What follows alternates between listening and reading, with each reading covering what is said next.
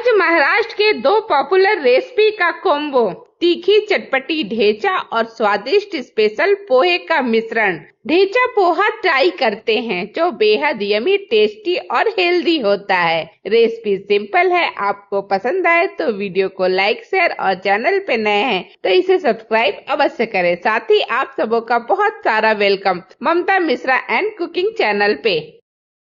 सबसे पहले इस रेसिपी को बनाने के लिए पोहा को धो लेते हैं। तो इसके लिए मैंने 1 कटोरी पोहा लिया है एक बाउल में और इसे अच्छी तरह से पानी डाल करके धो लेंगे। हल्का सा मसल करके धो लीजिएगा और इसके बाद जब पोहा अच्छी तरह से धुल जाए तो इसका पानी बिल्कुल निकाल दीजिएगा और फिर ये सोक किया हुआ पोहा हम ढक करके एक साइड में रख देंगे थोड़ी देर फूलने के लिए। और तब तक चलिए हम बनाते हैं ढेचा। तो ढेचा बनाने के लिए एक पैन में 2 चम्मच ले लिया है कोई सा भी कुकिंग ऑयल और फिर उसमें डालेंगे हम 2 बड़ा चम्मच मूंगफली के दाने को और इसे अच्छी तरह से मूंगफली को फ्राई कर लेंगे, यानी कि भून लेंगे। तो बस 1 मिनट के अंदर जब क्रैकल की आवाज मूंगफली में से आने लगे तब हम इसमें ऐड कर देंगे हरी मिर्च और लहसुन को। तो मैंने 3 हरी मिर्च को लिया है और इसे रफली चॉप कर लिया है। तो सारे हरी मिर्च को डाल देते हैं और इसी तरह से 4 से 5 लहसुन की कलियां लिया है, उसे छील करके मैंने छोटा छोटा काट करके डाल दिया है, लंबाई में ही कट किया है। और अब इन दोनों को कम से कम 2 मिनट तक लगातार चलाते हुए लो मीडियम फ्लेम पे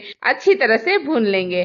जब लहसुन की कलियों का कलर थोड़ा चेंज हो जाए, पिंक होने लगे, तब 1 मुट्ठी हरा फ्रेश धनिया को रफली चॉप करके डाल देंगे और इसे डालने के बाद फ्लेम को तुरंत बंद कर देंगे और इसे लगातार चलाते हुए बस 15 सेकेंड तक और चलाते हुए फ्राई भी कर लीजिएगा और ठंडा भी। और जब ये ठंडा हो जाए तो सबसे पहले सारे के सारे को डाल दीजिए मिक्सर के छोटे वाले जार में और इसके साथ हम डाल देंगे कच्चा आम। तो कच्चे आम को आधा लिया था और इसे छोटे छोटे टुकड़े में कट कर लिया है। नींबू के जगह पे मैं आम ही डाल रही हूँ। फिर स्वादानुसार नमक डाल दीजिए, आधा चम्मच के करीब मैंने डाला है। जार का ढक्कन बंद कीजिए और इसे ग्राइंड कर लीजिए। मैंने पल्स मोड पे 2 से 3 बार में अच्छी तरह से ग्राइंड कर लिया है, बिना पानी के, बिना किसी और चीज के। और ये लीजिए दरदरा सा एक बढ़िया ढेचा हमें मिल गया है। इसे रोटी के साथ खाइए या फिर भाकरी के साथ, लेकिन मैं इसको डालने वाली हूँ पोहा में। तो अब एक पैन लीजिए, पैन में 2 चम्मच कोई सा भी कुकिंग ऑयल डालिए, फिर डाल दीजिए आधा चम्मच जीरा, आधा चम्मच सरसों के दाने और जब ये अच्छी तरह से क्रैकल होने लगे तो थोड़ा सा हींग डाल दीजिए 2 चुटकी बराबर और डाल दीजिए कड़ी लीव्स को, खूब सारा कड़ी लीव्स और इसे भी अच्छी तरह से सारी चीजों के साथ हल्का सा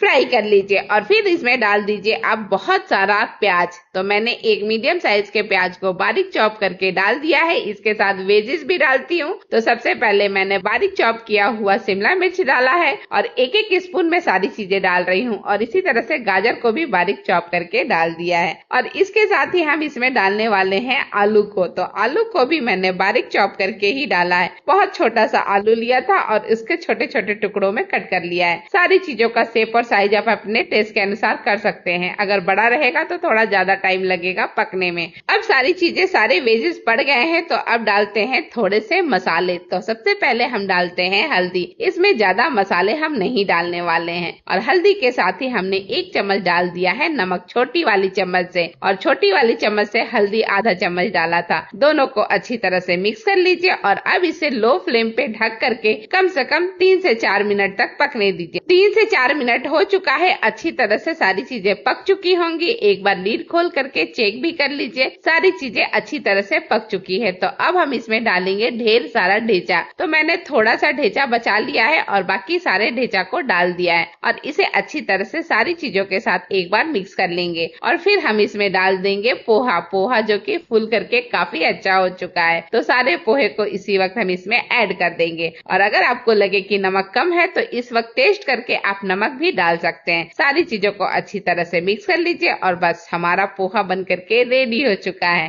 टेस्टी, हेल्दी और स्वाद से भरा हुआ ढेचा पोहा। इसके आगे महंगी सी महंगी भी नाश्ता फेल नजर आएगा। अब फ्लेम को बंद कर दीजिए और इसे ढक करके अच्छी तरह से सेटल होने के लिए 2 मिनट छोड़ दीजिए, फिर सर्व करते हैं।